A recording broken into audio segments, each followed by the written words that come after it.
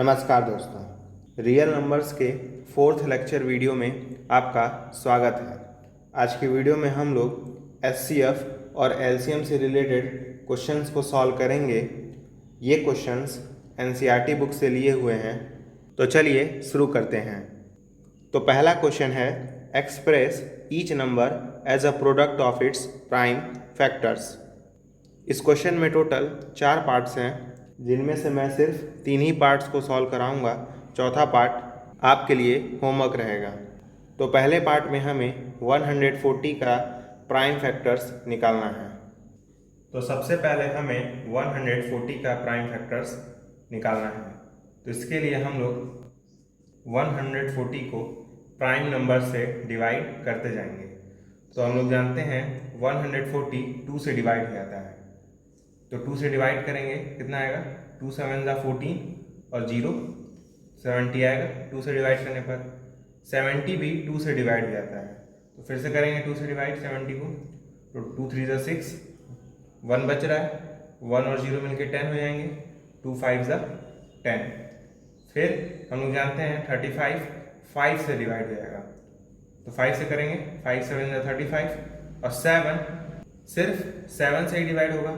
तो 7 को हम लोग 7 से डिवाइड करेंगे, तो कितना आएगा? 1। और इस तरह का डिवीजन हम लोग तब तक करते हैं जब तक हमारा आंसर 1 नहीं आ जाता है। तो उसके बाद हम लोग इस तरीके से एरो बना देंगे और हम लोग लिखेंगे 140 is equal to 2 multiply by 2 multiply by 5 multiply by 7, और यही 140 का प्राइम फैक्टर्स हैं। तो सेकेंड पार्ट में हमें 156 का प्राइम फैक्टर्स निकालना है। तो इसके लिए फिर से वही 156 यहाँ पे लिख देंगे और देखेंगे कि 156 किस किस प्राइम नंबर से डिवाइड हो जाएगा। क्योंकि आखिरी में यहाँ पे 6 है, तो हम लोग जानते हैं 6 2 से डिवाइड हो जाता है, इसलिए ये पूरा ही नंबर 2 से डिवाइड हो जाएगा। तो 2 से डिवाइड करने पर कितना आएगा? 2 7 14, 1 बच रहा है, 1 और 6 मिलकर 16 हो जाएंगे।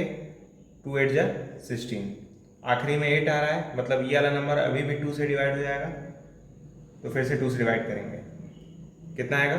2 3 6, 1 बच रहा है, 1 और 8 मिलके 18 हो जाएंगे, और 2 9 18 होता है। अब हम जानते हैं 39 सिर्फ 13 से ही डिवाइड होता है, तो 13 से करेंगे, 13 3 39 होता है, और 3 सिर्फ 3 से ही डिवाइड होगा, तो 3 1 3। फिर आपस में मिला देंगे इस तरीके से कुछ। तो 156 का प्राइम फैक्टराइजेशन हुआ 2 multiply by 2 multiply by 13 multiply by 3, और यही हमारा आंसर है। अब हम लोग थर्ड पार्ट सॉल्व करेंगे। थर्ड पार्ट में नंबर दिया हुआ है 3825। तो 3825 का हम लोग प्राइम फैक्टराइजेशन करेंगे। क्योंकि आखिरी में यहाँ पे 5 है, तो ये नंबर 5 से डिवाइड हो जाएगा। 5 से डिवाइड करने में कितना आएगा? 5 7 35, 3 बच रहा है, 3 और 2 मिलके 32 होंगे, 5 6 30 होता है। तो 2 अभी भी बच रहा है क्योंकि 32 था, तो 2 और 5 मिलके 25 हो जाएगा। तो 5 5 25, आखिरी में फिर से 5 आ रहा है, मतलब ये वाला नंबर 5 से अगेन डिवाइड हो जाएगा। तो 5 से डिवाइड करेंगे, क्या आएगा? 5 1 5, 2 बच रहा है, 2 और 6 मिलके 26 आएंगे, 5 5 25 होता है। 26 में 25 माइनस करेंगे तो 1 बचेगा, 1 और 5 मिलके 15 हो जाएगा। और हम लोग जानते हैं 15 5 से 3 टाइम्स डिवाइड हो जाएगा, इसलिए जब हम लोग 765 को 5 से डिवाइड करेंगे तो हमारा आंसर आएगा 153। अब ये पूरा ही नंबर 3 से डिवाइड हो जाएगा, तो 3 से डिवाइड करेंगे, 3 5 15, 3 1 3। ये नंबर अगेन 3 से डिवाइड हो जाएगा, 3 1 3, 2 बच रहा है, 2 और 1 मिलके 21 हो जाएंगे, 3 7 21। और 17 एक प्राइम नंबर है, तो ये खुद से डिवाइड होगा, तो तो 17 वन ज़ा 17, क्योंकि 1 आ गया है तो हम लोग अपना डिवीज़न रोक देंगे।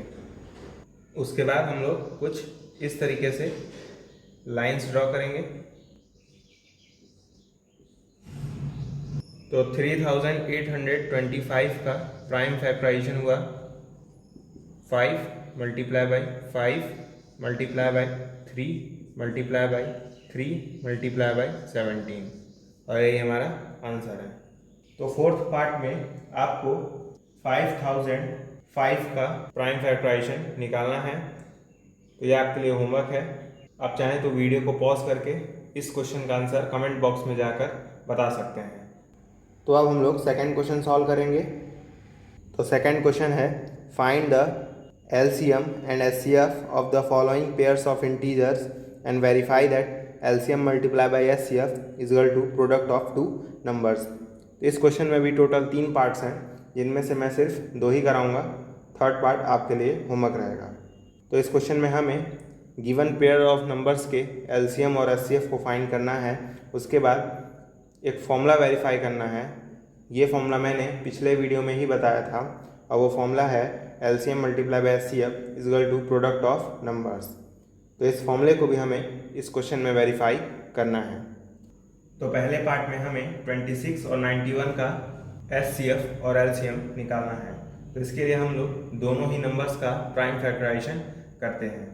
तो सबसे पहले 26 का प्राइम फैक्टराइजेशन करेंगे। तो क्या आएगा, सबसे पहले हम लोग इसे 2 से डिवाइड करेंगे। 2 से डिवाइड करने पे आएगा 2 1 ज़ा 2, 2 3 ज़ा 6।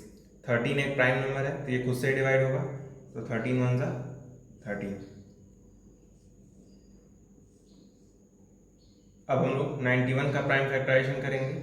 कैसे करते हैं, यहाँ पे 91 लिखते हैं, फिर 91 हम लोग जानते हैं 7 से डिवाइड हो जाएगा। 7 1 ज़ा 7, 2 बचेगा, 2 और 1 मिलके 21, 7 3 ज़ा 21। 13 अगेन एक प्राइम नंबर है तो ये खुद से डिवाइड होगा, 13 1 ज़ा 13। तो 26 का प्राइम फैक्टराइजेशन हुआ 2 इंटू 13, और 91 का प्राइम फैक्टराइजेशन हुआ 7 इंटू 13। तो एलसीएम हम लोग किस तरीके से निकालते हैं ये मैंने पिछले वीडियो में आपको बताया था, और उस वीडियो में मैंने काफ़ी सारे एग्जाम्पल्स भी लिए थे। तो इसका तरीका है, पहले सबके पावर्स लिख दीजिए। फिर सबसे पहले हम लोग 2 को देखेंगे, तो 2 सिर्फ एक ही बार है, और 2 का जो हाईएस्ट पावर है वो 1 है, तो 2 का हाईएस्ट पावर लिख दीजिए। फिर 2 के बाद कौन सा नंबर है, 7, और 7 का हाईएस्ट पावर क्या है, 1, तो 7 के हाईएस्ट पावर को लिख दीजिए जो कि है 1। फिर मल्टीप्लाई बाय 13 2 बार है, लेकिन जो 13 का हाईएस्ट पावर है वो 1 है, तो 13 के हाईएस्ट पावर को लिख दीजिए। याद रहे, सिर्फ हाईएस्ट पावर को ही लिखा जाता है, वो भी सिर्फ एक बार।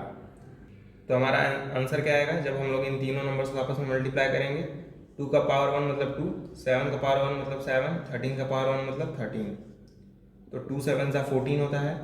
14 मल्टीप्लाई बाय 13 करने में कितना आएगा, 182, और यही आपका एलसीएम है इन दोनों नंबर्स का। अब हम लोग एचसीएफ निकालेंगे। एचसीएफ निकालना बहुत ही आसान काम है, बस आप ये देख लीजिए इन दोनों फैक्टराइजेशन में कॉमन क्या है। तो कॉमन सिर्फ एक ही है, 13, इसलिए एचसीएफ होगा सिर्फ 13। तो हमने एचसीएफ और एलसीएम इन दोनों नंबर्स का निकाल लिया है। अब हम लोग फॉर्मूले को वेरीफाई करेंगे। फॉर्मूला क्या है कि HCF multiply by LCM equal होता है प्रोडक्ट ऑफ 2 नंबर्स के। तो प्रोडक्ट ऑफ 2 नंबर्स होगा ए मल्टीप्लाई बाई बी। तो इसे हम लोग वेरीफाई करेंगे। एचसीएफ कितना आया था, 13, तो एचसीएफ की जगह 13 लिख देंगे, मल्टीप्लाई बाई एलसीएम कितना आया था, 182, तो इसकी जगह हम लोग 182 लिख देंगे, इक्वल्स टू ए की वैल्यू क्या है, 26, तो ए की जगह हम लोग 26 लिख देंगे, मल्टीप्लाई बाई बी की वैल्यू क्या है, 91, तो बी की जगह 91 लिख देंगे। तो 13 मल्टीप्लाई बाई 182 आप लोग सॉल्व करेंगे तो आपका आंसर आएगा 2366। आप लोग आराम से बैठ के इसे मल्टीप्लाई करके देख सकते हैं। इक्वल्स टू 26 मल्टीप्लाई बाय 91 आप लोग करेंगे तो आपका आंसर आएगा 2366। तो आप लोग देख सकते हैं जो यहाँ पे नंबर है वही यहाँ पे है, इसलिए हमारा ये फॉर्मूला वेरीफाइड भी हो गया, यानी हमारा एलसीएम और एचसीएफ सही आया है। Hence formula is verified. अब हम लोग 510 और 92 का एचसीएफ और एलसीएम निकालेंगे। तो फिर से भाई सबसे पहले हम लोग 510 का क्या करेंगे, प्राइम फैक्टराइजेशन। यहाँ पे 510 लिखेंगे, 510 2 से डिवाइड हो जाएगा, 2 2 ज़ा 4, 1 बच रहा है, 1 और 1 मिलके 11 हो जाएंगे, 2 5 ज़ा 10, अगेन 1 बचेगा तो 1 0 मिलके 10 हो जाएंगे, तो 2 5 ज़ा 10। ये नंबर 5 से कन्फर्म डिवाइड हो जाएगा, 5 से डिवाइड करने पे आएगा 5 5 ज़ा 25, 5 1 ज़ा 5, 51 3 से डिवाइड हो जाएगा, 3 से डिवाइड करेंगे, कितना आएगा 3 से डिवाइड करने पर, 3 1 ज़ा 3, 3 7 ज़ा 21, 17 एक प्राइम नंबर है तो ये खुद से डिवाइड होगा, 17 1 ज़ा 17। अब हम लोग 92 का प्राइम फैक्टराइजेशन निकालेंगे। फिर से भाई 92 को हम लोग 2 से डिवाइड करेंगे, 2 4 ज़ा 8, 2 6 ज़ा 12, 46 2 से वापस डिवाइड हो जाएगा, 2 2 ज़ा 4, 2 3 ज़ा 6, 23 एक प्राइम नंबर है तो ये खुद से डिवाइड होगा, तो 23 1 ज़ा 23।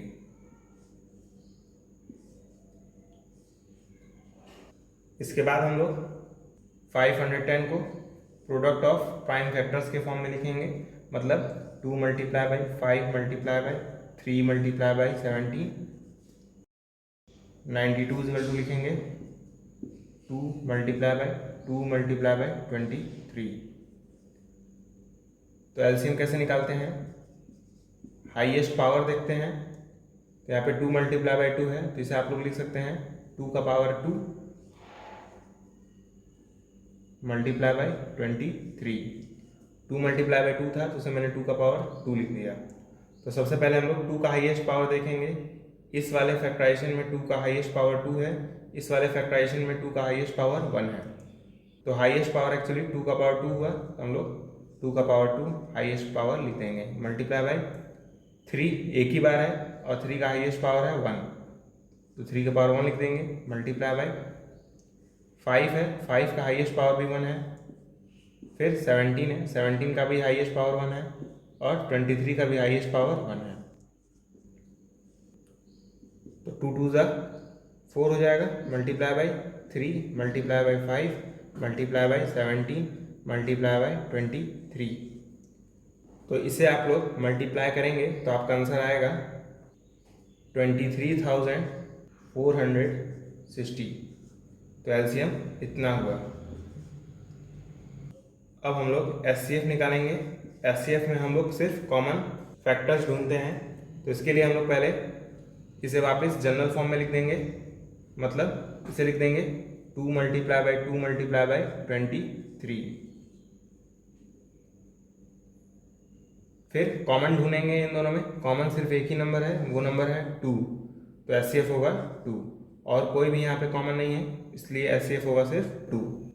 तो हमारा एलसीएम आया 23,460 और एचसीएफ आया 2। अब हम लोग इस फॉर्मूले को वेरीफाई करेंगे। वो फॉर्मूला क्या था, HCF multiply by LCM is equal to product of 2 numbers, मतलब ए मल्टीप्लाई बाई बी। तो एचसीएफ कितना आया है 2, तो एचसीएफ की जगह 2 रख दिया हमने, मल्टीप्लाई बाई एलसीएम कितना है 23,460, तो इसकी जगह हम लोग लिख देंगे 23,460 इजगल टू ए क्या है 510, तो ए की जगह हमने 510 लिख दिया, मल्टीप्लाई बाई बी क्या है 92, तो बी की जगह हमने 92 लिख दिया है। तो 2 को इस नंबर में आप लोग मल्टीप्लाई करेंगे तो आपका आंसर आएगा 46,920। आप लोग आराम से बैठ के मल्टीप्लाई करके देख सकते हैं। इक्वल्स टू 510 को 92 में मल्टीप्लाई करेंगे तो भी यही आएगा 46,920। दोनों ही नंबर्स आपस में इक्वल हैं, इसलिए हमारा फॉर्मूला वेरीफाई हो चुका है। Hence formula is verified. तो थर्ड पार्ट आपके लिए होमवर्क है, इस पार्ट का आंसर आप लोग कमेंट बॉक्स में जाकर बता सकते हैं। अब हम लोग थर्ड क्वेश्चन सॉल्व करेंगे। थर्ड क्वेश्चन है find the LCM and HCF of following integers by a prime factorisation method. तो इस क्वेश्चन में भी हमें एलसीएम और एचसीएफ निकालना है, लेकिन इस बार हमें तीन तीन नंबर्स के एलसीएम और एचसीएफ को निकालना है। तो फिर से भाई इस बार भी हम लोग सिर्फ दो ही पार्ट को सॉल्व करेंगे, थर्ड पार्ट आपके लिए होमवर्क रहेगा। तो फर्स्ट पार्ट में हमें 12, 15 और 21 का एलसीएम और एचसीएफ निकालना है। तो फिर से भाई इस बार हम लोग इन तीनों ही नंबर्स का प्राइम फैक्टराइजेशन लिखेंगे। तो 12 का प्राइम फैक्टराइजेशन क्या होगा? 2 6 ज़ा 12, 2 3 ज़ा 6, 3 1 ज़ा 3।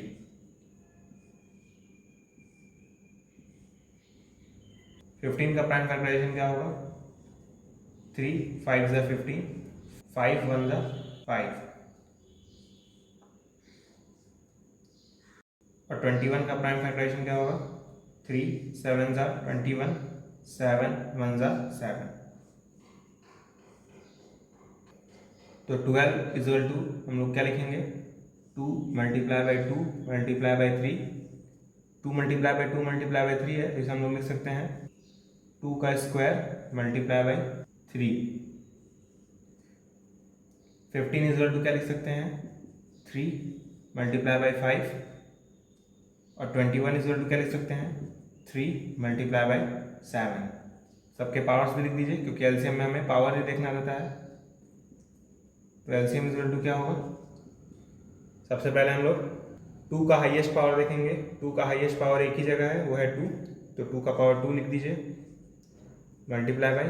फिर हम लोग 3 का हाईएस्ट पावर देखेंगे, तो तीनों ही जगह 3 का हाईएस्ट पावर 1 है, तो एक ही बार लिखिएगा 3 का पावर 1 मल्टीप्लाई बाई। 3 के बाद कौन सा नंबर आता है? 5। 5 का हाईएस्ट पावर क्या है? 1, 5 का पावर 1 लिख दीजिए मल्टीप्लाई बाई। 5 के बाद कौन सा नंबर आता है? 7। 7 का हाईएस्ट पावर क्या है? 1, तो यहाँ पे 7 का पावर 1 लिख दीजिए। 2 का स्क्वायर 4 होता है, 4 multiply by 3 multiply by 5 multiply by 7। तो इन चारों ही नंबर्स को आप लोग मल्टीप्लाई करेंगे तो आपका आंसर आएगा 420। अब हम लोग एचसीएफ निकालेंगे। एचसीएफ कैसे निकालते हैं? कॉमन ढूंढते हैं। तो ये 2 का स्क्वायर है, इसे हम लोग क्या लिख सकते हैं? 2 मल्टीप्लाई बाई 2 मल्टीप्लाई बाई 3। क्योंकि हमें एचसीएफ में सिर्फ कॉमन ढूंढना रहता है, तो इन तीनों ही नंबर्स में सिर्फ एक ही फैक्टर कॉमन है, वो है 3। ध्यान से देखिए, सिर्फ 3 ही कॉमन है, तो इसलिए एचसीएफ होगा सिर्फ 3। तो इन तीनों ही नंबर्स का एलसीएम हुआ 420 और एचसीएफ हुआ 3। यही हमारा आंसर है। अब हम लोग 17, 23 और 29 का एलसीएम और एचसीएफ निकालेंगे। फिर से भाई 17 का प्राइम फैक्टराइजेशन करेंगे। 17 एक प्राइम नंबर है, तो ये खुद से डिवाइड होगा, तो 17 1 ज़ा 17। 23 भी एक प्राइम नंबर है, तो इसका प्राइम फैक्टराइजेशन हुआ 23 इंटू 1, क्योंकि सिर्फ 23 खुद से डिवाइड होता है। फिर 29 भी एक प्राइम नंबर है, तो ये भी खुद से डिवाइड होगा, 29 1 ज़ा 29। तो हम लोग लिखेंगे 17 इक्वल टू 17 का पावर 1, 23 इक्वल टू 23 का पावर 1, 29 इक्वल टू 29 का पावर 1, क्योंकि ये सब खुद से ही डिवाइड हुए हैं। तो एलसीएम क्या हो जाएगा? सबसे पहले हम लोग 17 का हाईएस्ट पावर देखेंगे, वो है 1, तो 17 का पावर 1 लिख दीजिए, या मत ही लिखिए, मल्टीप्लाई बाई। अब हम लोग 23 का हाईएस्ट पावर देखेंगे। 23 का हाईएस्ट पावर क्या है? 1, तो मल्टीप्लाई बाई 23 लिख दीजिए। फिर 29 का हाईएस्ट पावर क्या है? 1, तो मल्टीप्लाई बाई 29 लिख दीजिए।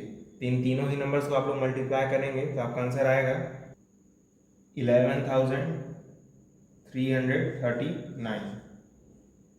फिर हम लोग एचसीएफ निकालेंगे।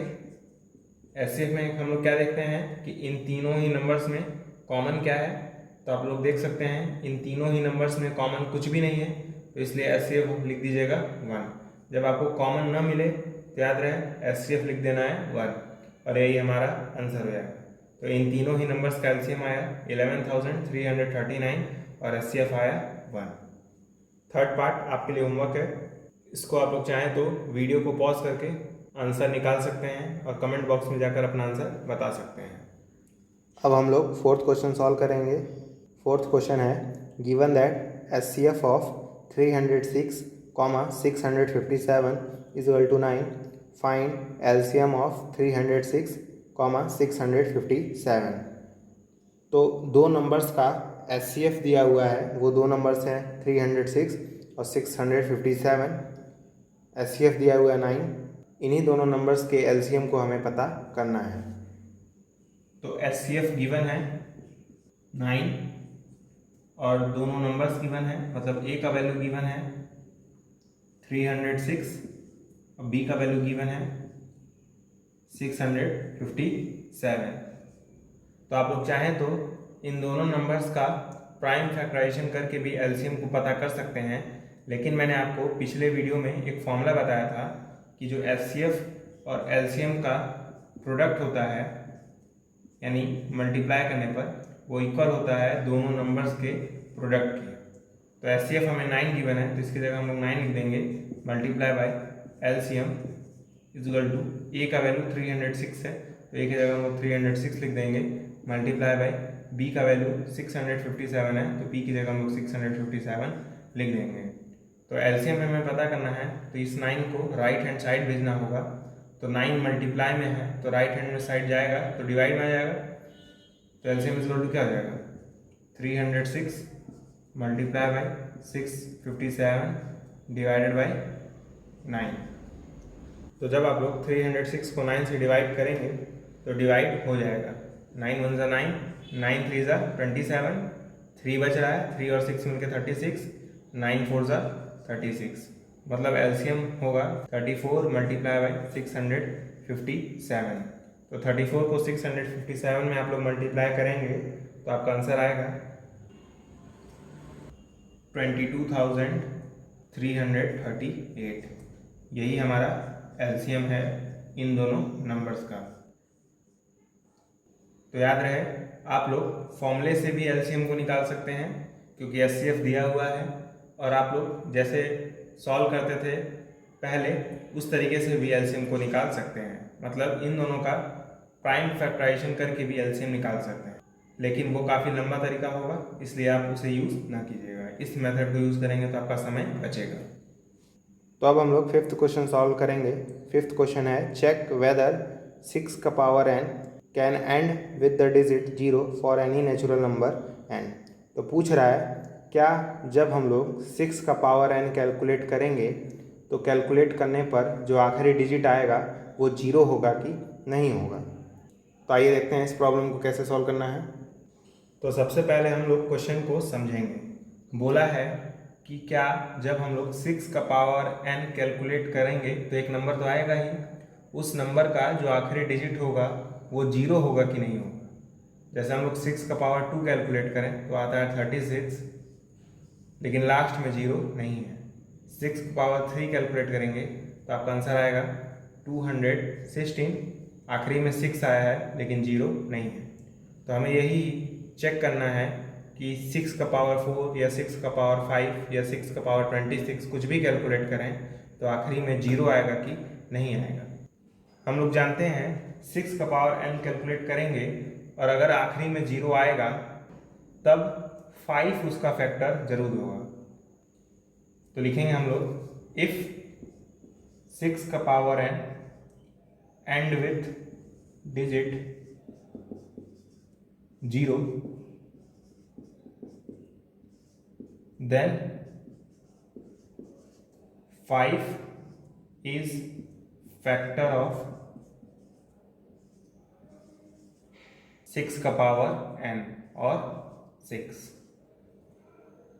मतलब अगर हम लोग मान लें कि 6 का पावर n कैलकुलेट करने पर आखिरी में 0 आ रहा है तब वो नंबर 5 से जरूर डिवाइड हो जाएगा, या हम लोग कह सकते हैं 5 उस नंबर का फैक्टर जरूर हो जाएगा, क्योंकि आखिरी में 0 आएगा और यहाँ पे हम कुछ भी नंबर लिख दें तो ये नंबर 5 से जरूर डिवाइड हो जाएगा, ऐसा हम लोग जानते हैं।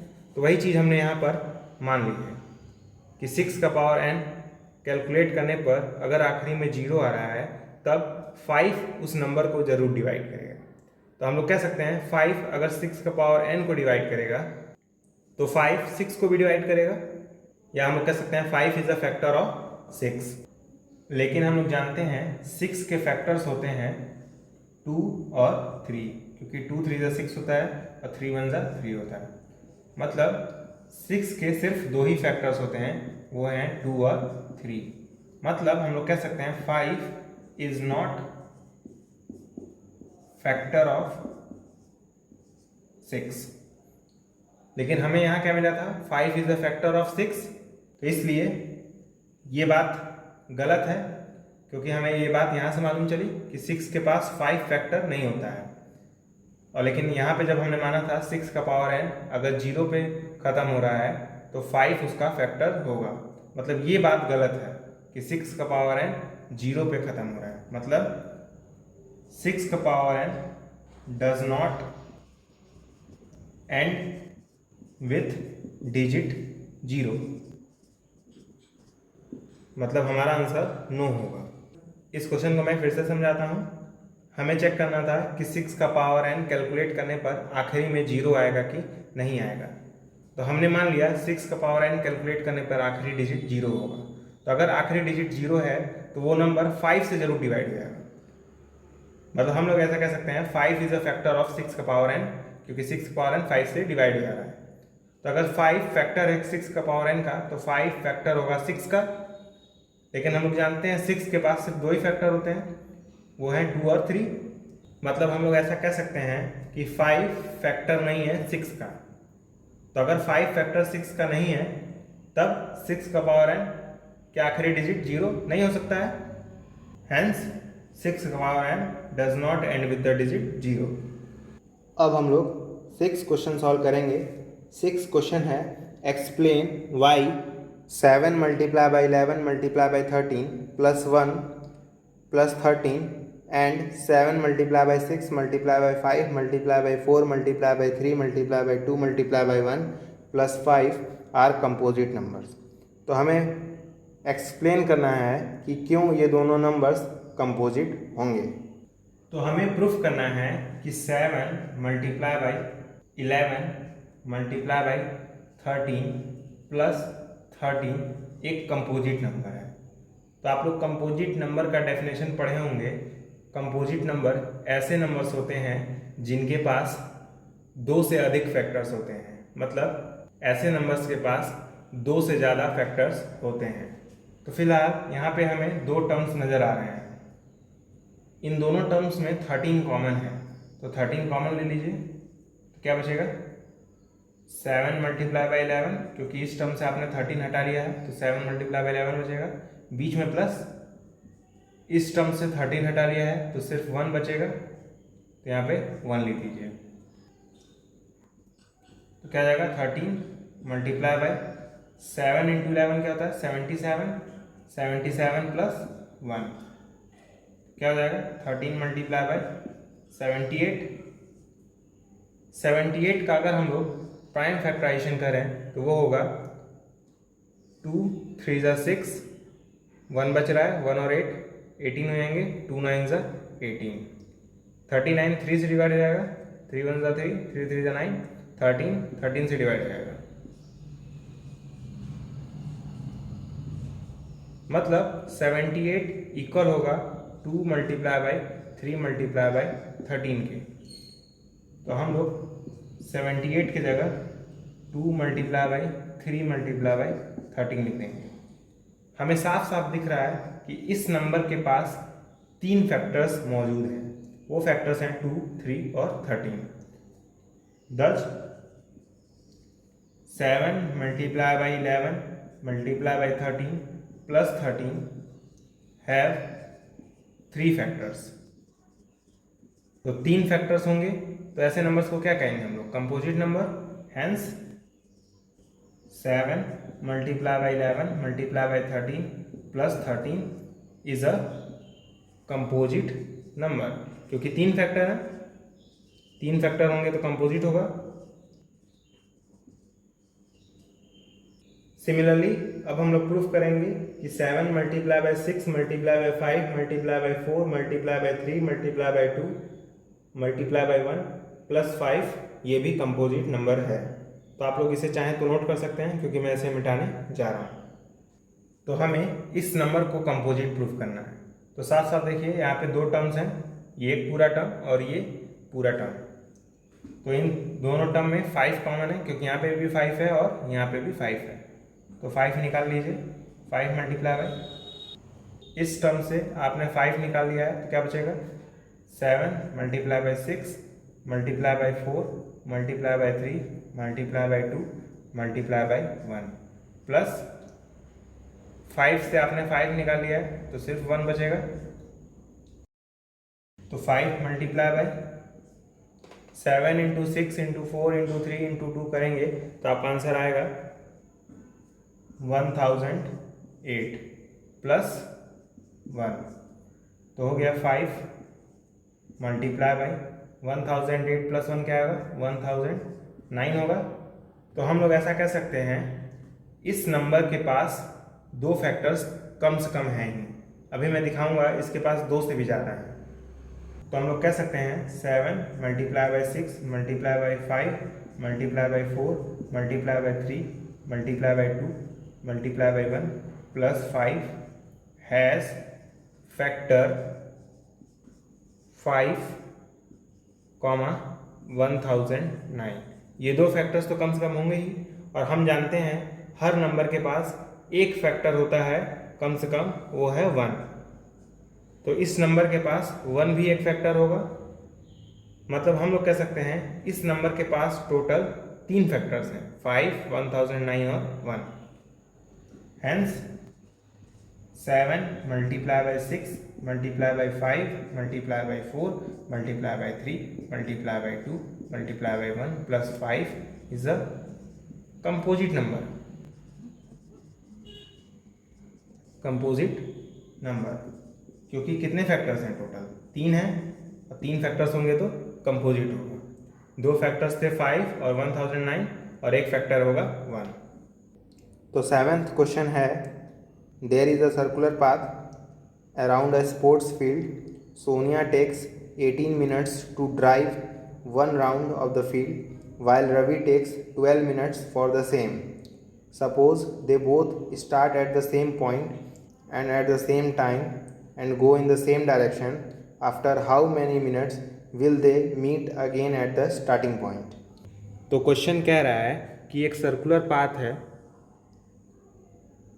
इस सर्कुलर पाथ पे जब सोनिया एक चक्कर लगाती है तो उसे 18 मिनट लगते हैं, वहीं रवि एक चक्कर लगाता है तो उसे 12 मिनट लगते हैं। तो क्वेश्चन कह रहा है कि अगर दोनों एक ही जगह से दौड़ना स्टार्ट करें और एक ही डायरेक्शन में तो कितने मिनट बाद ये दोनों आपस में मिल जाएंगे, मतलब कितने समय बाद ये दोनों आपस में टकरा जाएंगे या एक ही पॉइंट पे आ जाएंगे। तो अगर ये लगातार दौड़ते रहे तो कई बार आपस में टकराएंगे। तो हमें पहला समय निकालना है जब वो आपस में टकराएंगे, मतलब हमें सबसे कम समय निकालना है।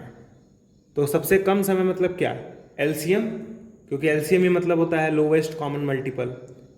इसका मतलब हमें इन दोनों टाइम का एलसीएम निकालना होगा, मतलब हमें एलसीएम निकालना होगा 18 और 12 का।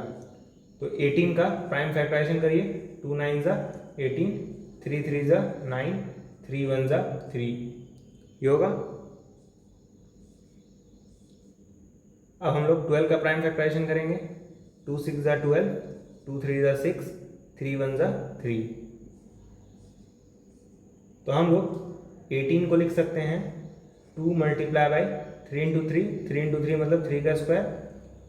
12 को लिख सकते हैं 2 मल्टीप्लाई बाई 2 मतलब 2 का स्क्वायर मल्टीप्लाई बाई 3। तो एलसीएम क्या हो जाएगा, तो एलसीएम निकालने के लिए हम लोग 2 का हाईएस्ट पावर देखेंगे। 2 का हाईएस्ट पावर यहाँ पे 1 है और यहाँ पे 2 का हाईएस्ट पावर 2 है।